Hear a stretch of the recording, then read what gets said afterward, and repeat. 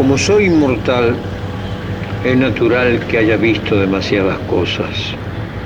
Más difícil es sentirlas. Se sabe que el tiempo adormece. Aunque sean pocas, hay ocasiones en las que aún me conmuevo. Hoy, por ejemplo, voy con mi lancha y vuelvo a mi primera fascinación con este lugar y en especial con esta agua.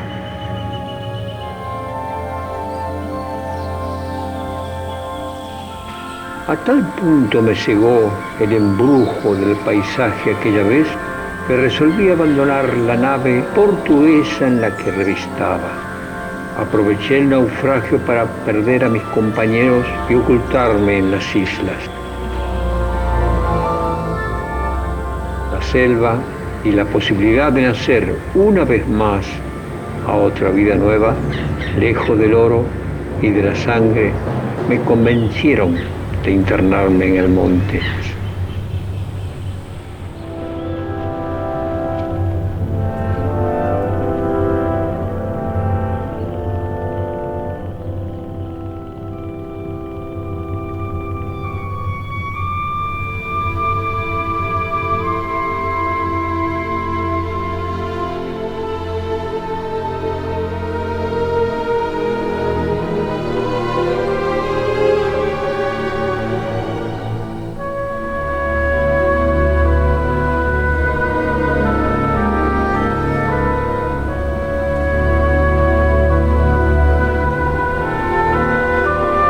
Vivía en la intemperie, confundido en la vegetación.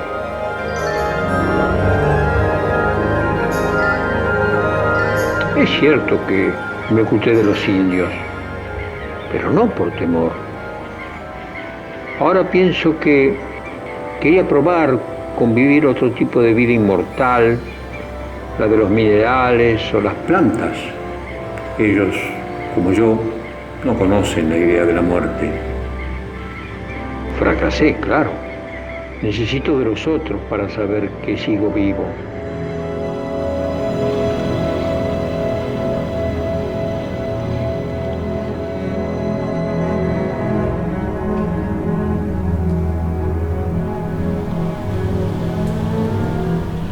Pasados los siglos, cuando vi que en la costa de enfrente se formaba un caserío, me hice vendedor de leña.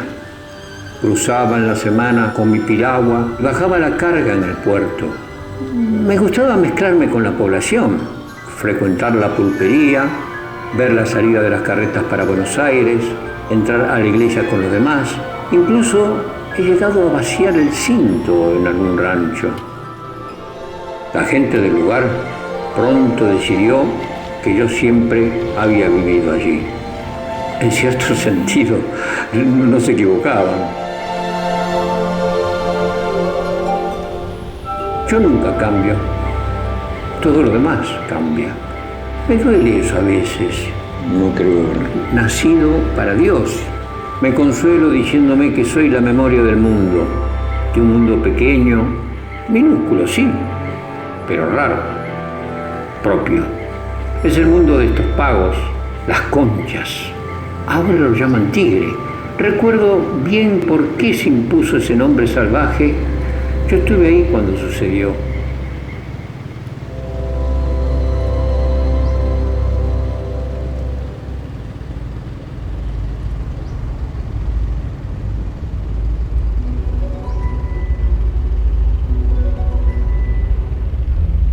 Ese año de 1820 sucumbieron las Provincias Unidas. El país que aún hoy me cobija no quería terminar de nacer. Seguía el parto, que duraría décadas. Por experiencia, yo sabía que a sus próceres les había tocado, como a todos los mortales, malos tiempos en que vivir. Por eso no me sorprendió enterarme del fin del gobierno nacional. Lo recuerdo bien. Estaba en el puerto, descargando mi leña. Era febrero, hacía calor, y las noticias terribles no se adecuaban a ese sol y al cielo limpio. Con Contaban que los caudillos de Santa Fe y Entre Ríos habían vencido al Directorio cerca del Pergamino. Los enfrentamientos a campo abierto y los ataques de las montoneras multiplicaban los cadáveres de hombres jóvenes que nunca más habrían de labrar o comerciar o pelear. Ahora cada provincia iría por su lado. El país no existía más.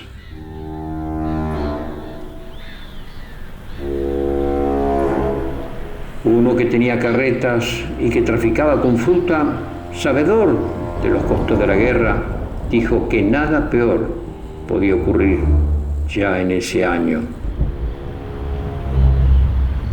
Ese fue el año de la inundación. Comenzó en agosto, el 19.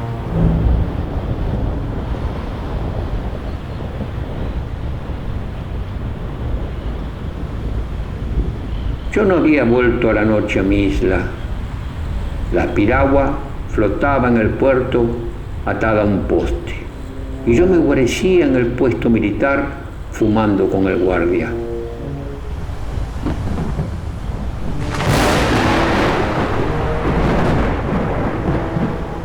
Escuchamos el estruendo. Salí de la casilla y me asusté, porque lo que vi no pertenecía a ninguna tormenta que yo hubiera conocido.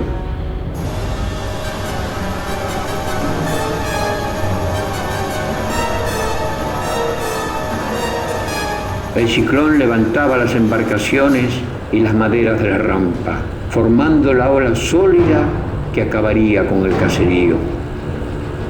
La marea empujaba los cascos de las naves que se clavaban en la calle de tierra o se estrellaban en las casas linderas que iban quedando sepultadas bajo el agua.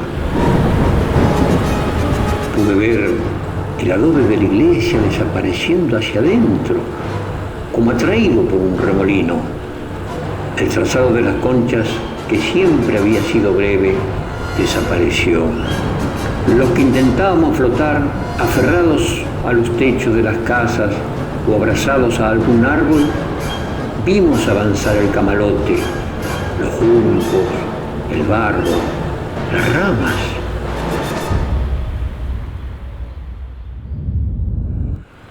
Los días siguientes, los que quedamos, enfrentamos la visión de la bajante. Me recordó una imagen que supe conocer, lo que queda de un campo de batalla luego de la derrota. El cura de la vecina San Fernando apelaba a este apocalipsis mundano para convencer a las autoridades y a los sobrevivientes de mudar sus almas tierra arriba, vaciar el poblado para siempre, abandonarlo al pantano, a la ciénaga, al olvido. Yo compartía la desolación de mis vecinos. Entendía mejor que ellos lo que significaba empezar otra vez en otro lugar. Pensé que el agua, como el tiempo, destruía todo a mi alrededor, menos a mí. Sin embargo, a los pocos días noté algo. Es raro que yo repare en novedades. He visto demasiado. Unas calles más arriba del puerto, la tempestad había cubierto un viejo arroyo. La marea había desbordado la zanja, pero los días que siguieron no alcanzaron para drenar toda esa agua. Las conchas, que había sufrido la destrucción de su río antiguo, veía ahora ante sí un río nuevo. La presencia del río Tigre los disuadió de abandonar el poblado. Pronto hubo planes para un nuevo puente, un nuevo puerto, nuevas carretas, nuevos templos, vida nueva. Creo que secretamente se sentían incapaces de renunciar a un hogar que, entre tanta muerte, había sido capaz de un nacimiento. Por eso decidí quedarme, para compartir con ellos esta otra forma, más humana, de la inmortalidad.